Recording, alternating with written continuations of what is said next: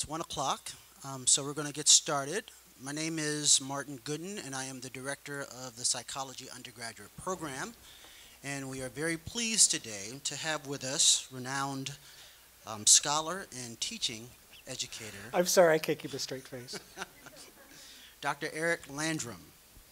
Dr. Landrum is a professor of psychology at Boise State University.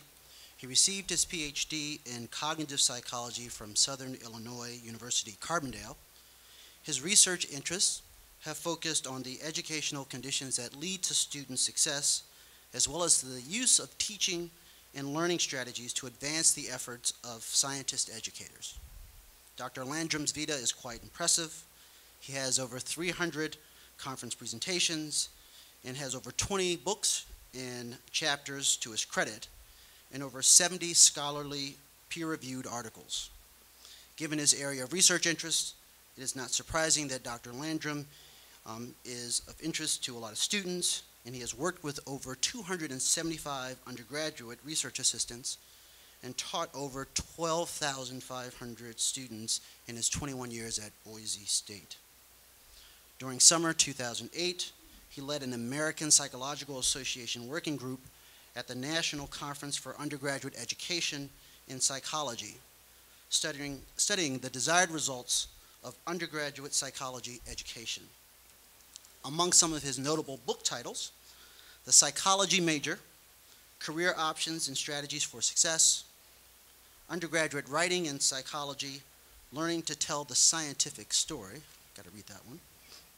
Finding a job. Having a hard time going to sleep, you read that one. Yeah. The ever-popular Finding a Job with a Psychology Bachelor's Degree, Expert Advice for Launching Your Career. You've received your doctorate in psychology. Now what? I'll give that one to Daryl, my graduate student, very soon. Eric is also lead editor for Teaching Ethically, Challenges and Opportunities, and co-editor of Assessing Teaching and Learning in Psychology, Current and Future Perspectives. Eric will serve as co-editor of a new APA journal scheduled to appear next year entitled Scholarship of Teaching and Learning in Psychology. And Eric served as vice president for the Rocky Mountain region of Psi-Chi. He is a member of the APA and a fellow in APA's Division II, which is the Society for Teaching of Psychology. He served as its secretary in 2009 through 2011, and currently serves as its president. Please join me in welcoming Dr. Landrum. Thank you. That's all the time we have, guys. Okay, so drive safely when you're on your way home. I'm Eric Landrum. I'm happy to be here. This is a presentation that normally students really get a kick out of because I'm here to answer your questions. And so, by the way, I'm going to leave this slide. It's being recorded. You can watch this on YouTube and laugh at it for years and years to come after this. And I realize I can't swear because swearing will last forever. So I'm not going to swear during this presentation. But I will afterwards when the microphones are off. All right, so how many of you are a psychology major? How many of you want to go to graduate school? How many of you want to get a good job with your bachelor's degree? How many of you hate raising your hand in public? Okay, thank you. Thank you for playing. I appreciate that. This is going to be very informal. And so this is about you getting answers to questions that you might have. If we're done here and you haven't asked the question, that's your fault. Okay? So we don't get to all the slides. It's okay. There's not going to be a quiz. Okay, you're not going to go to Pilot and take some sort of multiple choice thing on it, all right? It's going to be all right. I want you to get your answers to your questions. By the way, there are learned faculty members in this room who also know all of these answers to all the questions. I just package it a little bit differently, and I may have some more up-to-date statistics. There are people here, you have an advising center, or people who care about you, who want to provide you this information. So if I pique an interest in you, follow up with that. You can follow up with me, you can follow up with faculty members. All right, so here we go. Have you ever had this happen?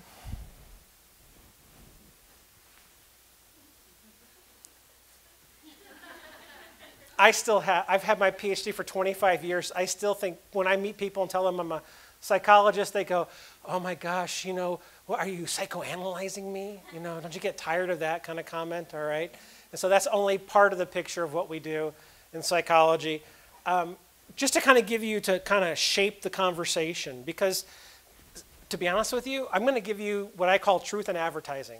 That is, I'm going to give you the statistics, I'm going to give you the data, you get to make up your mind what to do with it, but I want to be blunt with you. Because I get to do that, then I get to go home tomorrow. And so, but you guys have to figure out what's your best path to have the best options for success. So 1.79 million students got their bachelor's degree, lots of folks going to college. The question becomes, how will you stand out from the crowd? Okay, and so 4.0 GPA, kind of nice, sort of nice, not overly impressive, quite honestly.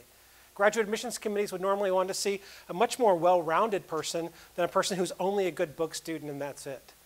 Okay, and so 4.0 will put you in a nice elite group with thousands and thousands of other students who graduate with a 4.0.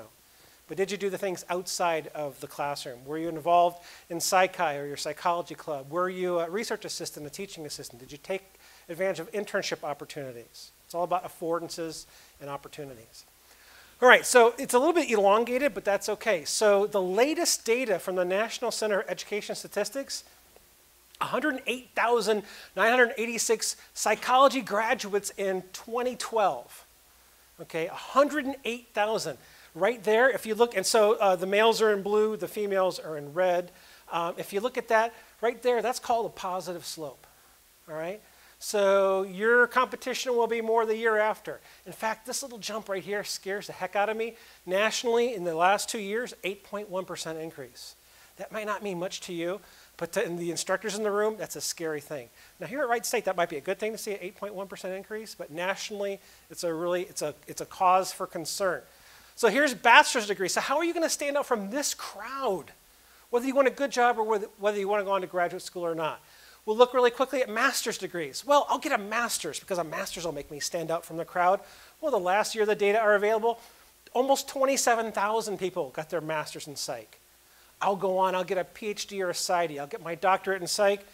Okay, you're going to stand out from the crowd more, but you've got almost 6,000 competitors every year. Okay, in the last year the data are available. You can see the overall trend over time, adding together males and females.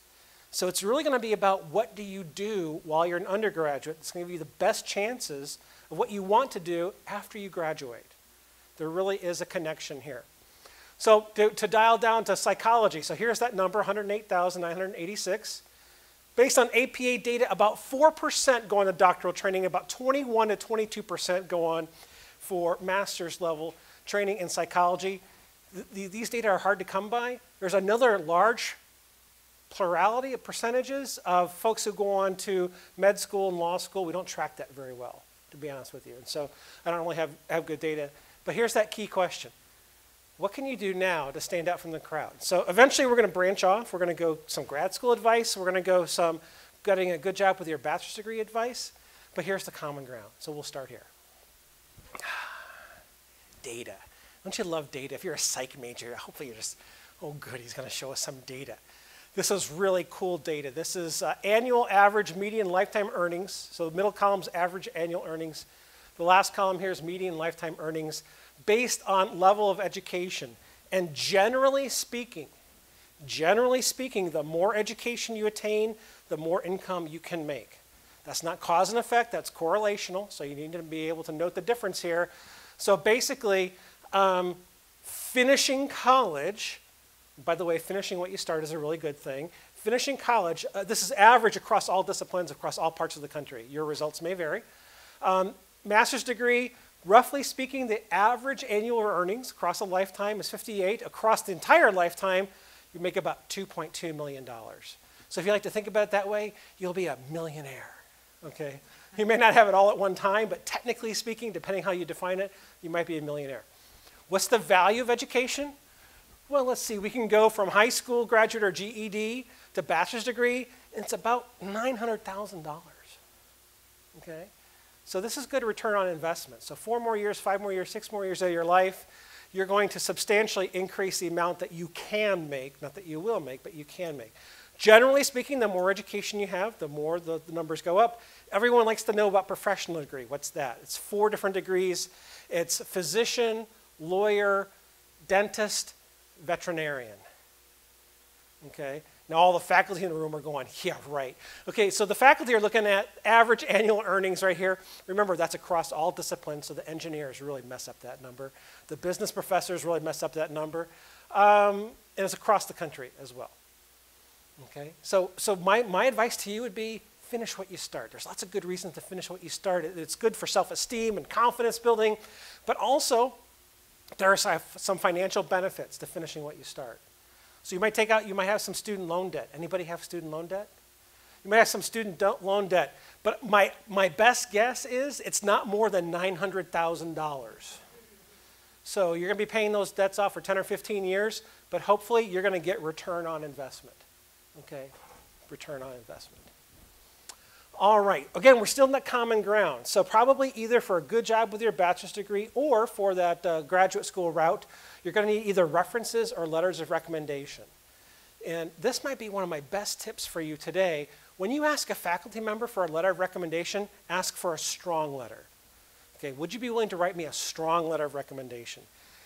Now here's the thing, sometimes they're going to say no, and that's just going to hurt at first, but they're actually doing you a favor. You'd rather not have a weak letter than to have a weak letter from someone. Okay, and so this is all about relationship building. So for example, if you go up to a faculty member and you say, would you be willing to write me a strong letter of recommendation? And they say to you, tell me your name again? That's not a good sign. Your letter writers should know. The students I work with as research assistants and teaching assistants, they all know I'm going to write for them. That's a mutual benefit. That's an expectation. They're doing all this work on my behalf. I'm going to write letters for them on their behalf. Okay, so your letter writers probably should know that you're going to be asking them for a letter. So this is an example of a real letter that I wrote for someone. I changed their name to protect the guilty, but I really wrote this letter in 1999. I regret it, but I'm showing it to you. So other than the names, this is a real letter that I wrote. This is an awful letter. I shouldn't have written it. I wish I could take it back. This is about Julie. She's applying to a graduate program in social psych. I've known her for about a year. She took a research methods class from me. I got to be honest, I'm signing my name. I'm putting my professional reputation at stake every time I do one of these. And so I have to say, since my interactions with her have been fairly limited, I must admit that I do not know her very well. By the way, I told Julie this letter was going to be like this. She begged me for it. She was desperate for it, and I wrote it.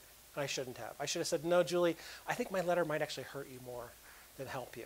She's been a good student. It's hard for me to address other skills and abilities because I have not observed her in other situations, such as serving as a research assistant or completing an internship.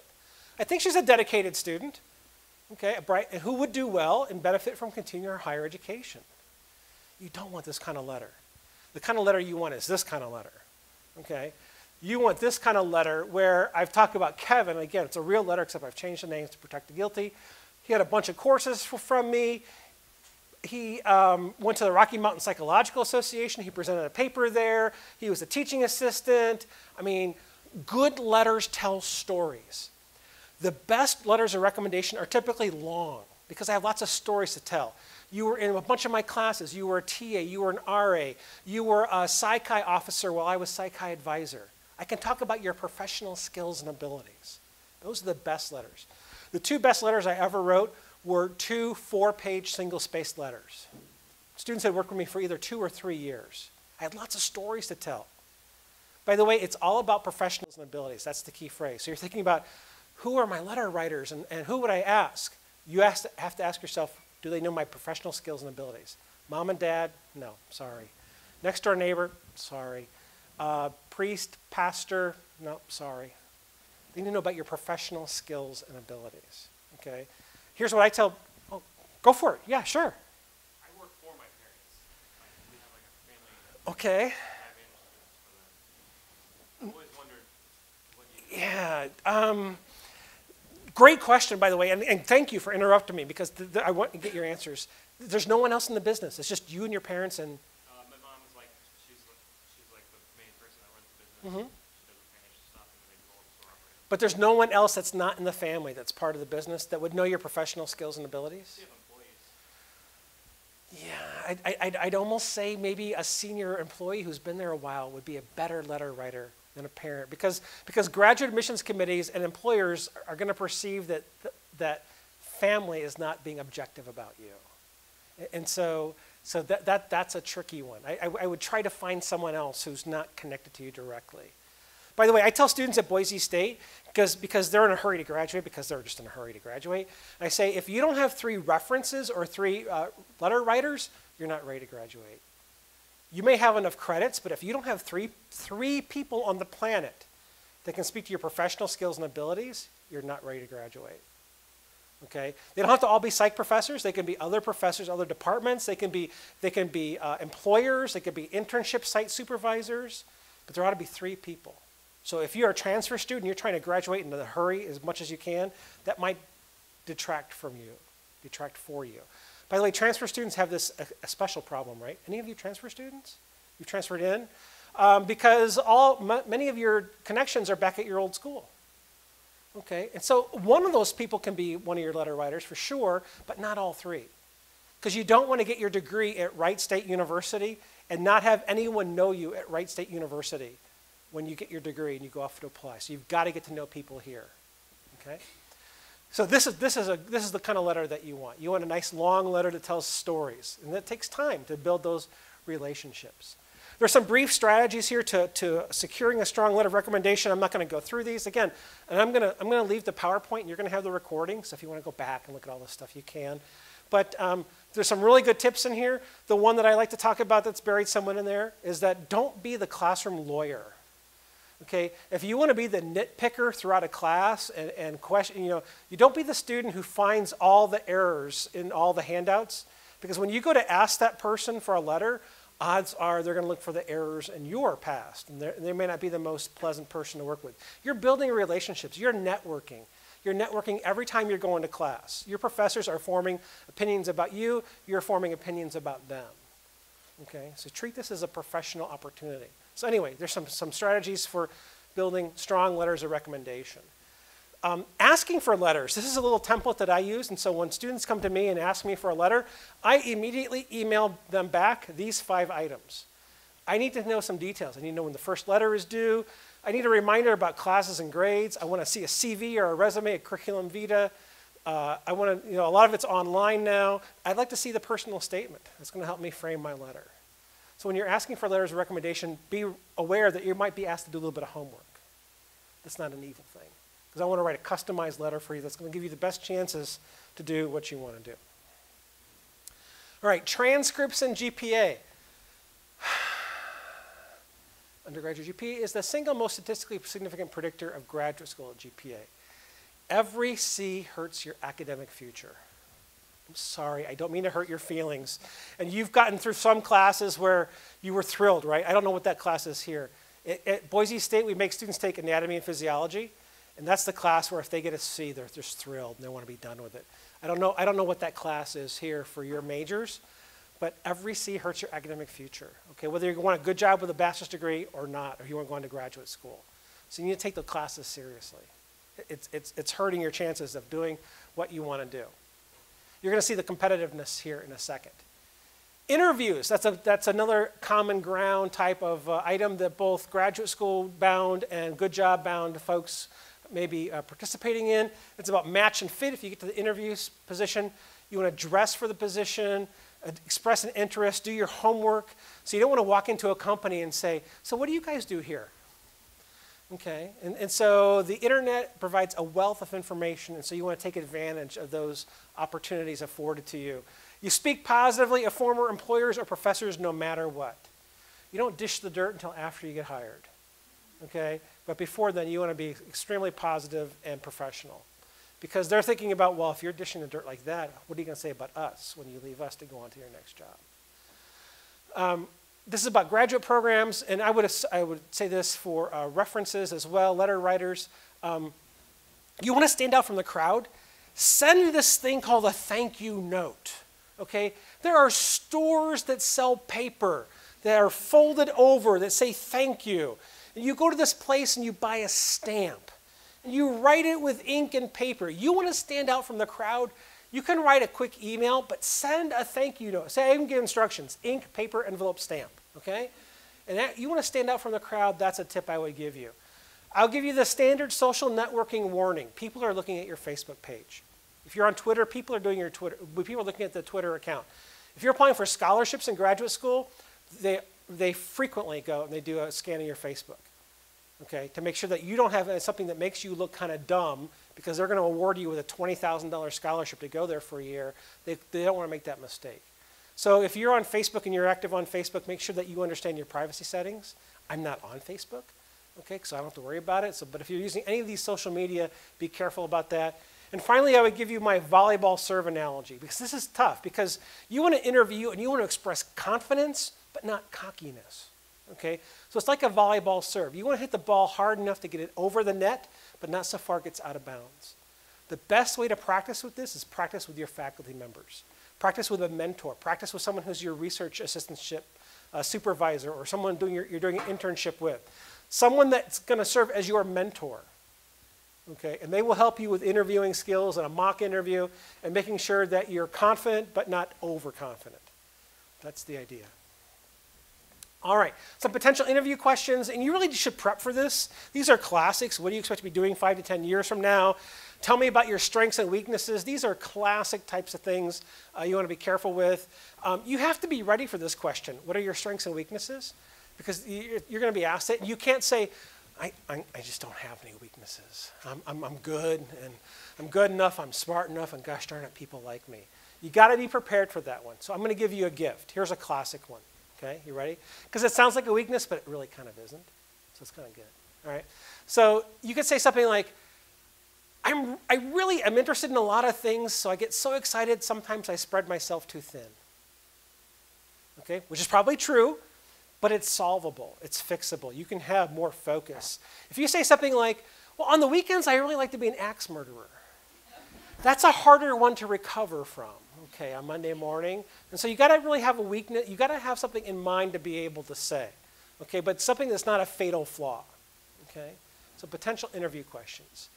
I want to talk a little bit about research assistants. How many of you are research assistants? Or do you call it something different here? Research assistants. How many? Okay, so for all the rest of you who are students, why aren't you? Okay, that's good. That's good to know. You don't know what to do. You don't know how to be one. Okay, all right. Yeah, and that's a very common thing that I hear around the country. So I'm going to make a gentle argument with you that you need to find the time to squeeze it in. And you need to find a professor who can work with you in a way that fits into your schedule, that, you know, that makes that work. Because this is an amazing opportunity to do real live research. You get to practice oral and written communication skills. You're cultivating that mentoring relationship that's going to lead, hopefully, to a good letter, a strong letter of recommendation. It's incredibly important for your future. Odds are you probably don't even have enough opportunities. If everyone in the room wanted this, and all your psych majors wanted to be an RA, odds are there's probably not enough slots in the department for that. That'd be a great problem for them to have. Okay, your faculty members would love to try to solve that problem for you. They would love to do that. I'm saying that, but I hope that's true. So how do you negotiate that? So I would encourage you to do your homework prior to contact. So let's say that you want to be a research assistant, but you don't really know what's out there. One of the things I tell my students all the time, never walk up to a faculty member and say, so what are you doing for research? Because you should have already learned somewhere in your curriculum about PsycInfo. And if you know how to use PsycInfo, that's a tool that you need to be able to use, one of your skill sets, where you can do an author search. So when a student at Boise State comes up and asks me this question, I answer very politely and I tell them, and they will never be my RA. Because they don't have the tools that I know they were taught their freshman year. Yes, sir? You make it easier than that. There's a bulletin board in the hallway that has the last 5 publications of all the professors who want research assistants. And even some of them. So it's easy. We also have research, what research files and all of that. Yeah, and so take advantage of things that have already been done for you, for sure. And so don't ever, my advice would be, and you can listen to this or not, it doesn't matter. My advice would be, don't ask someone what their research is. You can do a PsycInfo search, you can look at the bulletin board, you can go to the website, it's already been done for you. And that's going to show that you're savvy. Contact them during their preferred method, discuss a commitment, even be savvy about, are you going to go to MPA with this work? Or you're going to go to PSYOP. You might not even know what those acronyms mean, but you can talk about conferences. You know, can I be a co-author? What kind of work can I do to be part of this team? And if you're doing that, you're building that good job with a bachelor's degree or graduate school. And by the way, I'll make this argument, and people might disagree. Being an RA is actually more important for people not going to graduate school. Because graduate school, you're going to get bombarded with research. You're going to do research all over again. You're going to do your own original work. Going off to get a good job with your bachelor's degree, you might not get that training ever again. So I'm going to make the argument, if you're not going to graduate school, this is actually more important to you than people who are going to graduate school. That's my 2 cents. If you don't want to be a teaching assistant, so undergraduate teaching assistants, I would look into this opportunity. It's usually not as time intensive, not as time consuming. Again, you're looking for opportunities to get active and involved outside the classroom. Active and involved, extracurricular activities, internships. What I love about these for our students, and I have this one in red, they learn what careers not to pursue. So I have students who, they want to work with developmentally disabled children, for example. And they go off and they do an internship for a semester. And they come back and they usually do one of 2 things. Either, I found my life's calling. Oh my gosh, I want to work with these kids the rest of my life. Or they come back and they say, I hate children. Okay? And both are valuable pieces of information to have. Knowing what you don't want to do is very important. Okay? Because you don't want to go to graduate school, get all this training, and be miserable the rest of your life. So doing a 1-semester internship and being miserable for part of a semester, that's not so bad. Or finding your life's calling is pretty cool for a 1-semester investment. And odds are you can get credit for this, right? You can do an internship, you can get credit for it. By the way, internships are the best scam a university has. It really is, because you're paying for credits to go out and help the community for free. Okay, that's a good gig for the university. It's a good gig for the community. So thank you on behalf of paying the credits. Yeah, we appreciate that. Okay, extracurricular activities, try to obtain leadership experience. Leadership, teamwork skills are going to be vital no matter what route you're going to go after you get your bachelor's degree. Get involved with Psychi. You have a chapter here. You have a psychology club. Get involved. Again, it's activities outside the classroom. Okay, being a good student is a really important part of this. It's not all of it. So get involved with organizations. There's APA, there's APS, there's student affiliate opportunities. You can get a lot of good information from these websites sometimes. Continue to be involved at Wright State. You're here today. That's a good sign. How many majors are there? Undergraduate majors? There's a little over 700 majors. Now maybe they have other classes. Maybe they have a great lunch date today. Maybe they heard I was coming. But at least you're here and you're getting this, okay? The faculty members in this room will know who was here because it's easy enough to look around. There's so many times what I've seen where you invite someone to give a talk and someone goes up and says, I didn't know you did research. Are you looking for research assistants in your program on industrial organizational psychology? And so many connections happen as people leave a room like this at the end of the hour. Okay, you're still networking. You may not think about that, but you need to network with your own colleagues, your own faculty members here at Wright State. You want the support of the faculty want your support as well. And so again, that's what I was just talking about. So many times I've seen people come up after a talk and go, hey, can I get involved with your lab? And you were here and 600 others were not here. Okay, so good for you for being able to be here. Be supportive as you can, as your schedule allows. All right, we've come to the bridge in the road. Any questions so far? You're a little bit quieter than I care for. You're treating me like my own students at home. So, yes, sir. So, say like I'm graduating this semester. Yeah. Are there opportunities to get like a assistantship or internship after graduating? It's difficult, and here's the thing. And so, once you graduate, your GPA is set.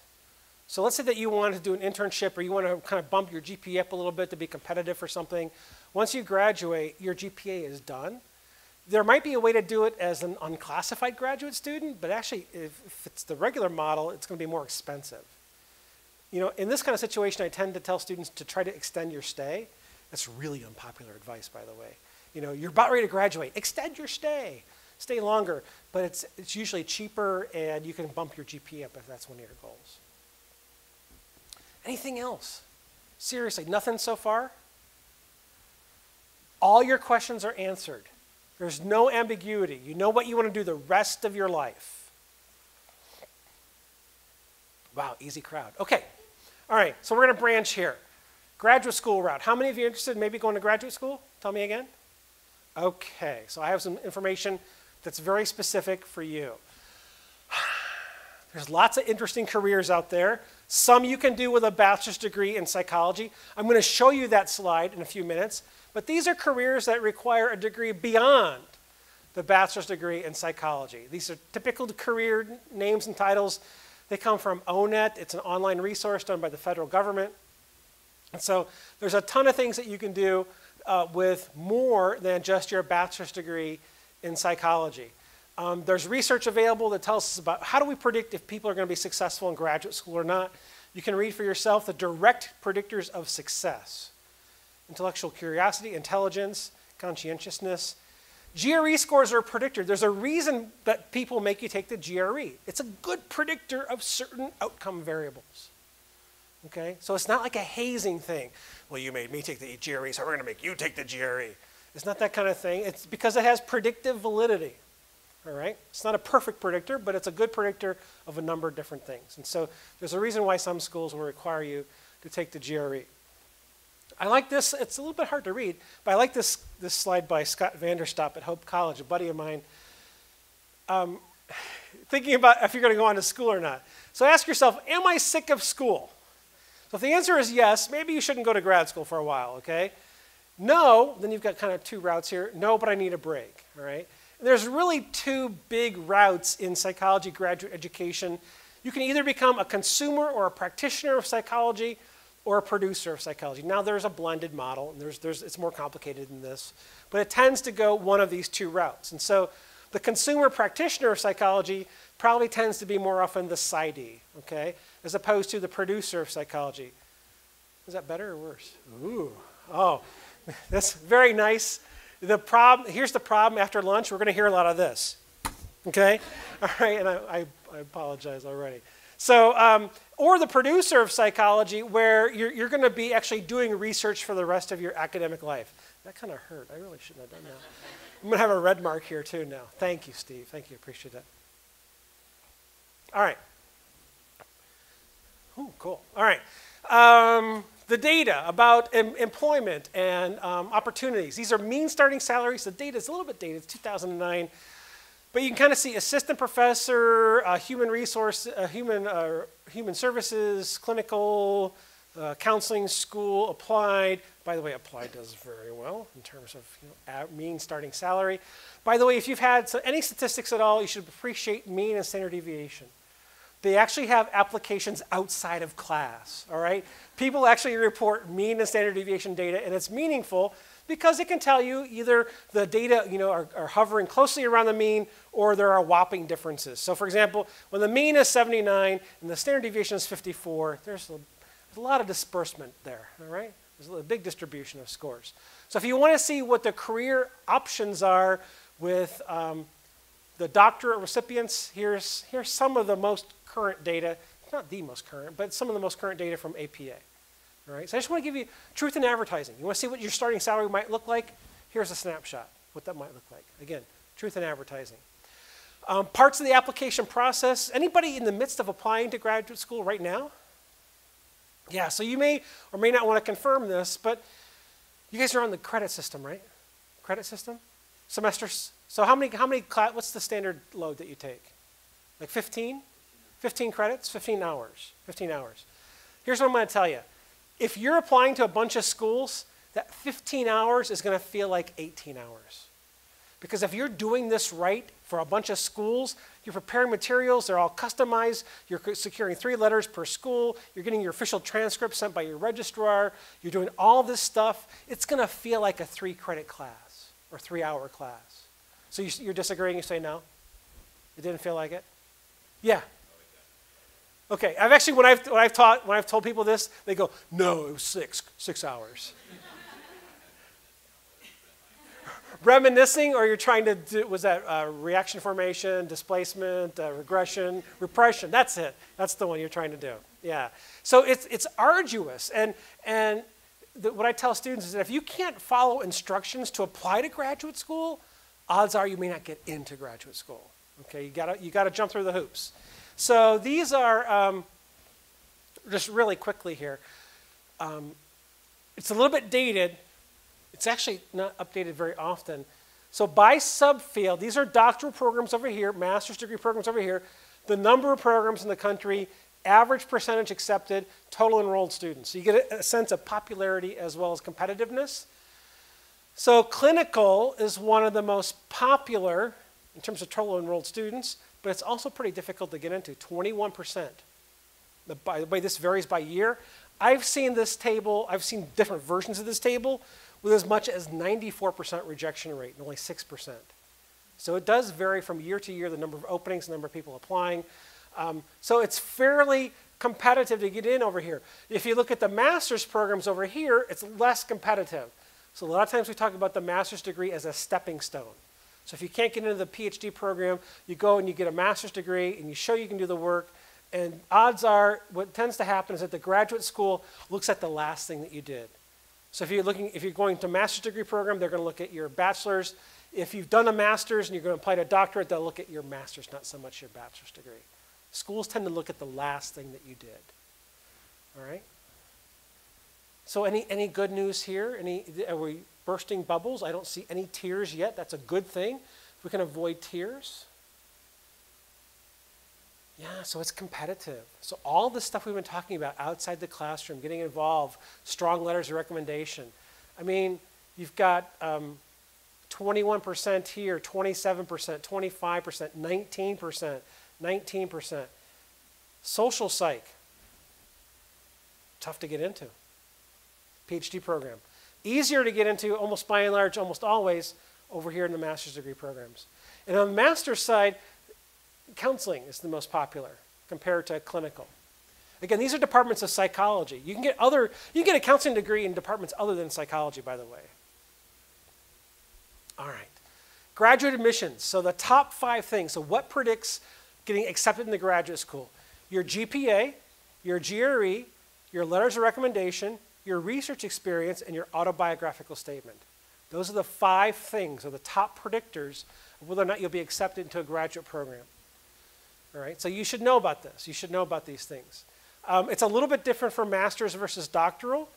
So there's a bunch of things over here that are important for doctoral. They're kind of grouped right here, these 5, letters of rec, personal statement, GPA, interview, research experience. But on the master's side, it's kind of, there's only really like top 3. And they get reordered a little bit. Not that that makes much difference. Okay? So you want to do your homework. It's not a one-size-fits-all. If you write one letter of intent and you just Xerox it or you just make copies, copy and paste, that's not a good thing because there are going to be very specific instructions per school. In fact, I'm going to show you some examples. You know about the GRE, right? Graduate Record Examination. Did you take the SAT or the ACT to get into Wright State? SAT, ACT?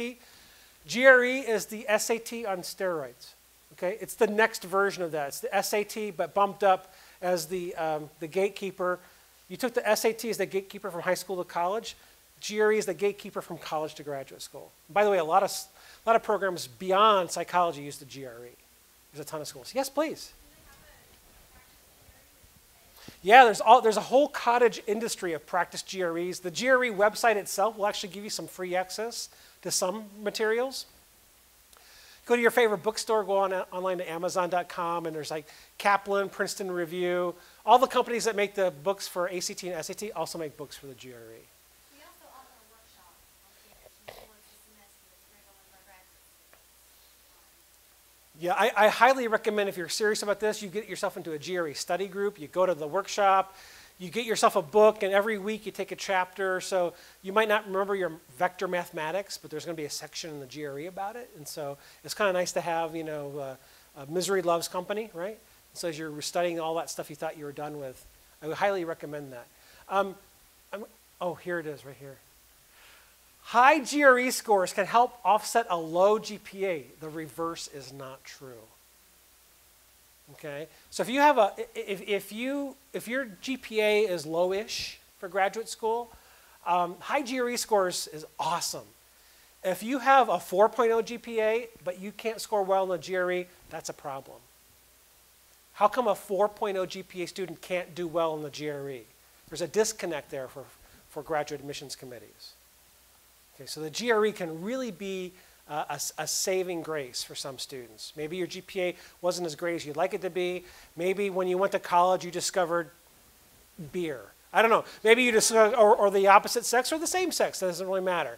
But maybe you discovered some distractions that were delightful and wonderful, but weren't good for your GPA. Okay, the GRE can be one of the saving graces. Okay, GRE. Here's what it kind of looks like. If there's only one person in the room, you've seen this, right? You've seen your scores yet? Oh, you didn't have to take it. Okay, sure. So you're going to get scores. You're going to get percentile ranks. So that's going to tell you all kinds of good stuff. This is kind of a sample of what it looks like. There's all kinds of data here, and so there's subsections. I don't really want to go into this too much, but it'll tell you things like that. This is national data, and that's actually not that bad in terms of currency. Master's degree program, the average minimum for master's degrees was a 3.2, but the median was 3.48 for master's degree programs. Of course, you know what the minimum means. The median, of course, is the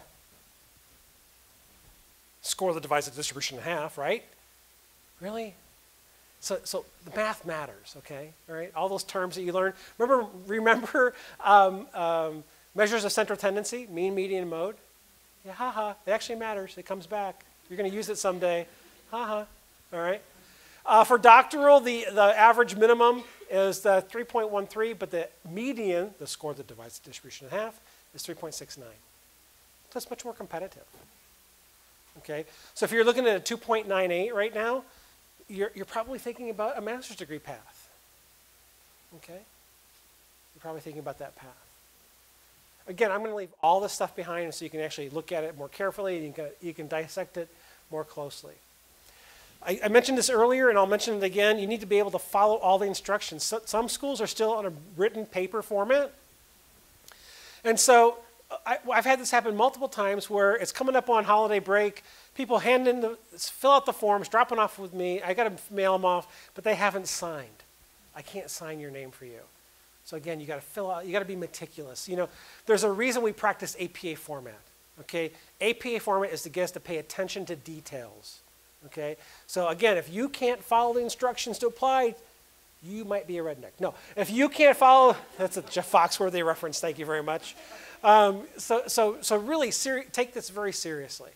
A personal statement they're going to vary by school to school. Here's one I pulled as an example from Arizona State. So it's got to be between 500 and 600 words, but clinical you get 900 words, and it tells you what to talk about. Okay, but if you've written a generic one and you don't follow the instructions, you're going to make it very easy for this graduate admissions committee to toss out your application. Okay, so this is why sometimes it feels like a 3-credit class or a 3-hour class, because if you're applying to 10 schools, you'll have 10 customized personal statements. You've got to customize this. You cannot do a copy and paste and expect to be successful. You've heard of a CV, a curriculum vitae. It literally translates from the Latin as academic life. Resume advice that I'll give in a couple minutes talks about a 1 to 2-page resume max. The goal of a resume, there's lots of goals, but one goal is to be as long as possible. Okay, whereas you're going to keep a resume relatively short, you want your curriculum vitae to be really long because it says that you have a long academic life. Be sure to follow student examples and not faculty examples. So for example, I have a section on my vita called grants and contracts. Okay, odds are as an undergraduate, you don't have a grants and contracts section to have on your CV. So follow student examples, and there's all kinds of them out on the internet. Okay, any questions about grad school route? Grad school route. How many schools should I apply to? That's a classic one. Yes, sir. About GPA. Yeah. So, like, I have a kind of situation again. I was a student once, mediocre GPA, and then coming back to school, they reset the GPA, which I've done a stellar job of keeping well. Awesome. How does that affect like your future prospects? Well, your GPA is going to be your GPA rolled up into one. So you're going to get one single GPA from Wright State when you graduate. Odds are you're going to want to try to explain the change in a cover letter. In a cover letter, in a personal statement, somehow you're going to want to be able to talk to somebody about that because you might have been a 2.0 student then, a 4.0 student now. Your overall is about 3, but that's not really representative of the work that you're doing now. Some schools will look at last 2 years GPA. Some schools will look at your psych GPA only. So So some schools might get at that. But eventually you want to either have a chance to communicate it through in writing or like an interview where you get to talk about that. Yes, ma'am.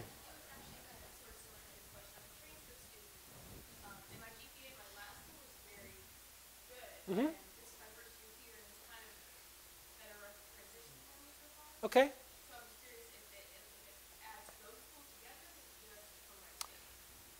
I'm not sure what Wright State will do. Did you come with an associate's degree or did?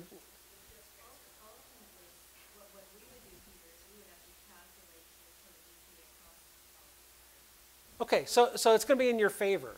So if you want specific questions about your GPA, you all can feel free to come to the top office, 342 Fawcett. But graduate school will ask you to submit all of your transcripts, Right. so they will see them separate. Wright State, however, will not integrate your GPA from your previous institution into Wright State's GPA. Those will be separate. Right? But they both count, because people will look at both of them. Okay. But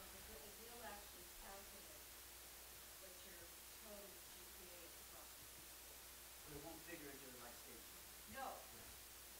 Okay. Come to 342 Fawcett. Yeah, there you go. Yes, ma'am. As often as you want to pay for it. It's about $170 each time. By the way, the GRE just changed. They used to only report, they used to report every score. You can now say what scores you want reported. If you've taken it 3 times, you can say, always send the second set of scores. It just changed in the last year. I had a student who just took the GRE a couple months ago. He got freaked out. He had to go take it again because he went to the testing center and they wanded him, like at the airport. They took the wand and went through everything, and he was just so freaked out by that he didn't do well. He went back and took it again. He did okay. So I just to let you know, if you take the LSAT, you're going to get fingerprinted. So psychology's not doing that yet. There's probably going to be a retinal scan soon and a DNA droplet, on a little slide or something like that. Score's still good for 5 years. I think it might be 6 now. But I think they have an expiration date. I think they do. But I would look into that. I don't know for sure. But that sounds right, in the 5 or 6 year range. Yes, sir? Some schools will, some schools won't. What they used to do is that you used to have to report every score. Some schools took the last one. Some schools took the highest one. Some schools took the average. But see, now that you have control, I don't know what the new policies are going to be. I think 2 or 3 times is fine. I think 15 times is overly persistent and borderline OCD kind of thing. But again, your results may vary. Maybe 15 times over 15 years isn't a bad thing. I think the best answer to that is to talk to the schools directly and make a connection with faculty members at those schools and ask them that directly. That's going to be better than my generic advice, for sure.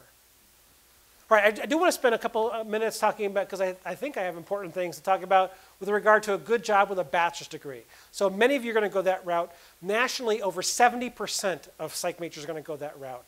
We don't give it the research attention that we should in the discipline for lots of reasons that I won't go into today. But we should give it more discipline. But there is a little bit of research. I actually did some of it about 10 years ago, where I surveyed employers in 3 different states in the nation, and Ohio was one of them, as a matter of fact. I surveyed employers of bachelor's level employers of psychology graduates. These were the top 20 skills, and they are in order. So the most important thing that employers told us was valuable to them in hiring: listening skills, working with others as part of a team, getting along with others, desire and ability to learn, willingness to learn new skills. So there's some themes there that you can look at.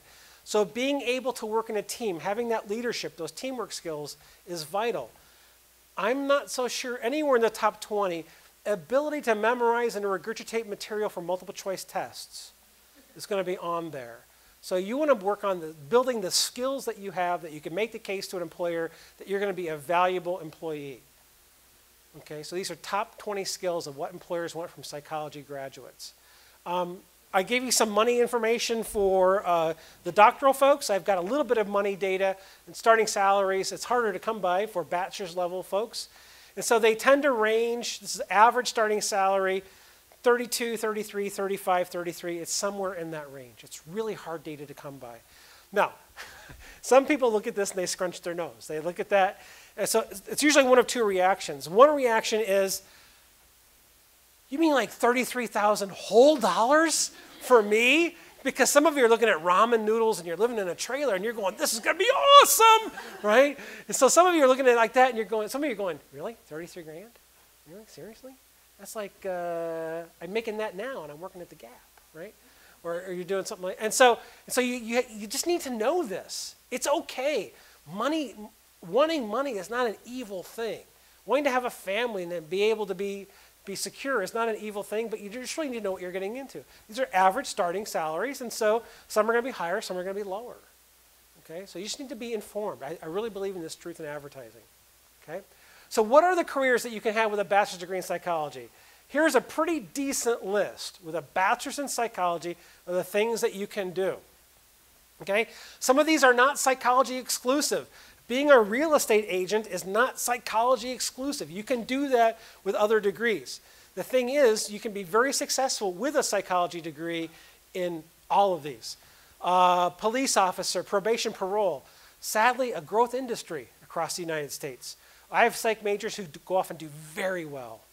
They do very well, have lucrative careers. Insurance agent, is an insurance agent up there? It's not. It should be, because I have students who go off and 5 years later are making more money than I make as an insurance agent if they're successful at it. And so don't let anyone tell you you can't do anything with a bachelor's degree in psych. The limitation is you can't be a psychologist with a bachelor's degree in psych. That's true. But please don't let anybody tell you, and faculty members included, oh, you can't do anything with a bachelor's degree in psych. You can do a ton of things. All right? There's about 70,000 people a year getting their bachelor's degree in psych who aren't going into graduate school who are finding jobs. Okay? But it might not be in a psychological clinic. Not everyone can be a PSR, a psychosocial rehabilitation specialist. Okay? But you can do a lot of things with your undergraduate degree. So don't let anybody tell you differently, please. You're probably not going to have a CV. You're going to have a resume that's a little bit different beast than a curriculum vitae. It's usually about 1 to 2 pages. It's pretty precise. You got to proofread it. You guys have a career center. I'm guessing you've got to be involved with your career center. If you're not involved with your career center by your sophomore year, you're behind. Seriously. If you haven't been to your career center yet and you're not a freshman, you need to go tomorrow. No, seriously, tomorrow. Okay? Because you want a career someday, right? Whether you're going to grad school or not. You need to take advantage of the opportunities that Wright State's giving you. You're already paying for it. You're paying tuition. You're paying fees. Your state taxes are paying for it. You might as well get the benefit from it. Okay? You've got to take advantage of these opportunities. Take advantage of your advising center and the professionals in your advising center. They're there to help you. Okay? They sit around waiting to help you and try to find ways to do that. Take advantage of the opportunities afforded to you.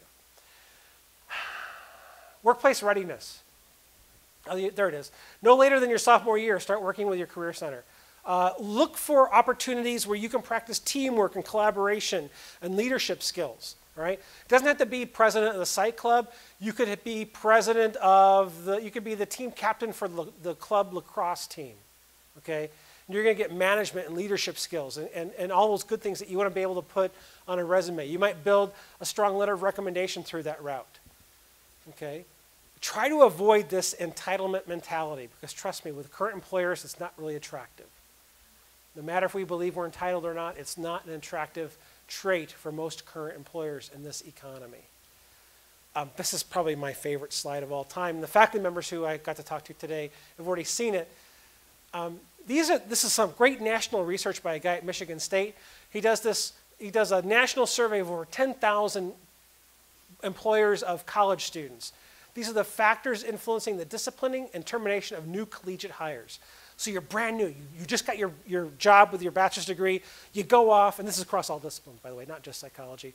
You go off, you get your degree, you get your first job. These are the reasons in bold, the most popular reasons for getting fired, and the ones not in bold are reasons for disciplining. Can you read these? This is what we're spending a little time on, all right? So a lack of a work ethic or commitment is the #1 reason you might get fired from your first job after you get your bachelor's degree. Unethical behavior. Failure to follow instructions is the 3rd, okay? Now, they might not tell you this, but there's a reason why your faculty members are so anal-retentive about APA format. APA format is about learning to follow instructions. If you can't learn to follow instructions to APA format, you're putting yourself at risk for getting fired by your first employer. Okay? So you might not like APA format, and you might think that's silly and stupid. That's okay, you're entitled to your opinion, but you're practicing a skill. And there's a reason why your faculty members are having you do that. And there's a reason why they get out the red pen or the track changes in Microsoft Word, because they're helping you learn to follow instructions. Because this is something that's going to be valuable to you in your future. So you might be angry that you get it all marked up, but they're actually helping you when they mark it up for you. I know that that doesn't sit well with some students. And by the way, let's look at some of the ones that are not in bold. Inability to communicate effectively verbally, or unable to communicate effectively in writing. So all the writing, the speeches that you give, the presentations that you make, talking to students in class, think, pair, share, reporting out. Okay, these are things that you're going to practice and you're going to build confidence and skills in. Details are important, okay? Punctuation saves lives. Okay, those are two very different things. And so if you don't think a comma matters, a comma can be the difference between life and death. Okay, all right. Yeah, you guys are a tough crowd, I'm telling you that. All right, so I don't want to end on a negative note because that's just not much fun in that. So what are the things that get new collegiate hires promotions and new assignments? What are the good things? These are the things employers tell us from that same survey by Phil Gardner at Michigan State. The most frequent one, taking initiative, self-management, prioritizing time and stress management, your personal attributes, commitment, leadership, show and tell. Can you present an idea persuasively? Technical competence, organizational savvy, learning, and critical thinking. So these are the good things to focus on. I don't want you to just think about, oh, I got to avoid the negatives. Also embrace the positives as well. No, I don't really have the time. Yeah. So I think that, okay, I'll do it in 1 minute. How's that? I think that psychology affords us a lot of opportunities. There's a horizontal axis here.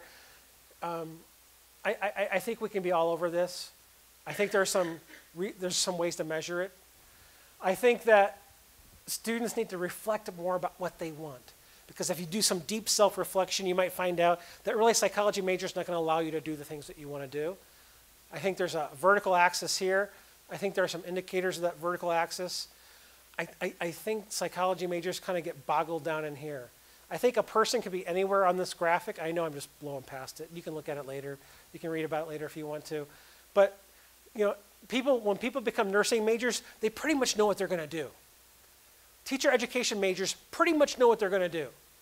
Architecture majors pretty much know what they're going to do. Psych majors kind of don't know what they're going to do.